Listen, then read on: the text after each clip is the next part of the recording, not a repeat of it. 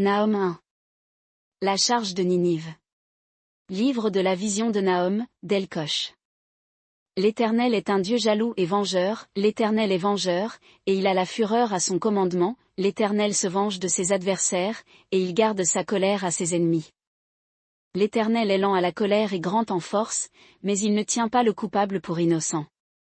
L'Éternel marche dans le tourbillon et la tempête, les nuées sont la poussière de ses pieds. Il tense la mer, et il la dessèche, il fait tarir tous les fleuves, le Bassan et le Carmel languissent, et la fleur du Liban se flétrit. Les montagnes tremblent devant lui, et les collines se fondent, la terre se soulève devant sa face, le monde et tous ses habitants. Qui subsistera devant son indignation? Et qui restera debout dans l'ardeur de sa colère? Sa fureur se répand comme un feu, et les rochers se brisent devant lui.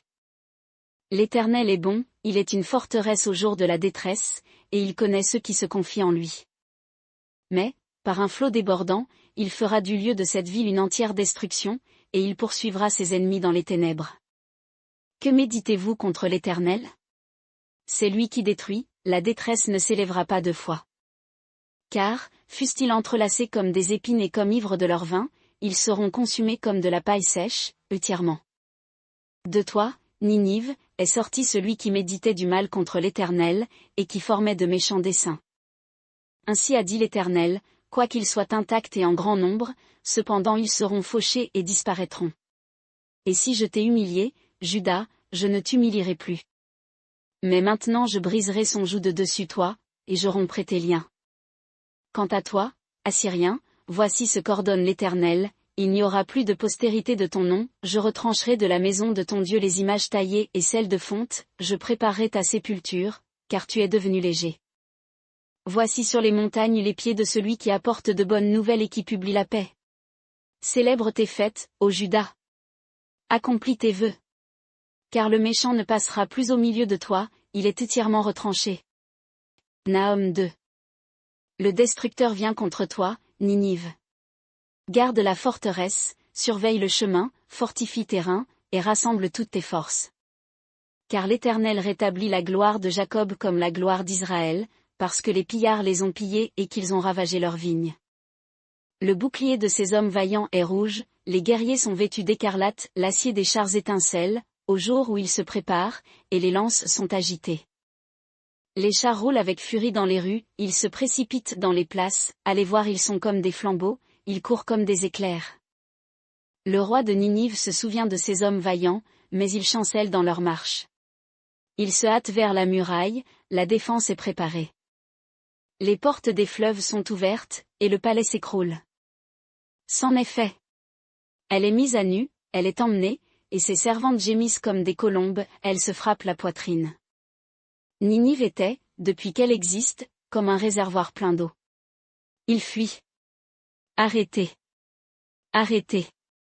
Mais personne ne se retourne. Pillez l'argent. Pillez l'or. Car il n'y a point de fin à ces richesses, c'est une abondance de toutes sortes d'objets précieux. Pillage, et ravage, et dévastation. Le cœur se fond, les genoux tremblent, la douleur est dans tous les reins, et tous les visages pâlissent. Où est maintenant ce repère de lions? Où est ce lieu de pâture des lionceaux, où se retirait le lion, la lionne et les petits du lion, sans que personne n'y vînt les troubler? Le lion déchirait pour ses petits, il étranglait pour ses lionnes, il remplissait de proies ses antres, et ses repères de dépouilles. Voici, j'en veux à toi, dit l'Éternel des armées, je mettrai le feu à tes chars, et je les réduirai en fumée, l'épée dévorera tes lionceaux, j'arracherai du pays ta proie, et l'on n'entendra plus la voix de tes messagers. Nahum 3. Malheur à la ville sanguinaire. Elle est toute pleine de mensonges et de violence, la rapine ne s'en retire point. On entend le bruit du fouet, le bruit retentissant des roues, les chevaux qui galopent, les chars qui bondissent. Les cavaliers s'élancent, l'épée brille et la lance étincelle. C'est une multitude de blessés. Une foule de cadavres, des corps morts à l'infini. Ils trébuchent sur leurs morts.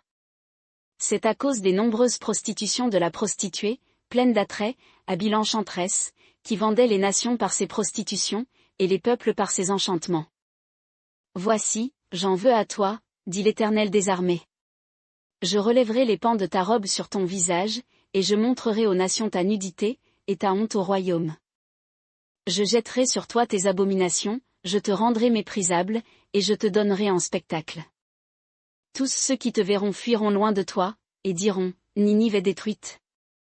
Qui aura compassion d'elle? Où te chercherai-je des consolateurs? Vaux-tu mieux que Noamon, qui était assise au milieu des fleuves, entourée d'eau, qui avait une mer pour rempart, une mer pour muraille?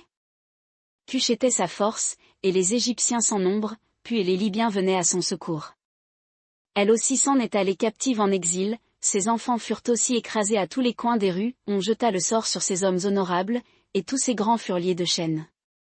Toi aussi tu seras enivré, tu seras caché, toi aussi tu chercheras un refuge contre l'ennemi. Toutes tes forteresses seront comme des figuiers avec des figatives, quand on les secoue, elles tombent dans la bouche de celui qui veut les manger. Voici, ton peuple, ce sont des femmes au milieu de toi, les portes de ton pays s'ouvrent à tes ennemis, le feu consume tes barres. Puise-toi de l'eau pour le siège, fortifie tes remparts. Entre dans la boue, foule l'argile, répare le four à briques. Là, le feu te consumera, l'épée t'exterminera, elle te dévorera comme la sauterelle. Multiplie-toi comme le gélec. Multiplie-toi comme les sauterelles. Tes marchands sont plus nombreux que les étoiles du ciel, la sauterelle dépouillée s'envole. Tes princes sont comme des sauterelles, tes capitaines comme une multitude de sauterelles qui se posent sur les haies au temps froid, quand le soleil se lève, elles s'enfuient, et l'on ne connaît plus le lieu où elles sont. Tes pasteurs sommeillent, roi d'Assyrie. Tes hommes vaillants reposent. Ton peuple est dispersé sur les montagnes, il n'y a personne qui le rassemble. Il n'y a point de remède à ta blessure, ta plaie est mortelle. Tous ceux qui entendront parler de toi battront des mains sur toi, car qui est-ce qui n'a pas continuellement éprouvé les effets de ta malice?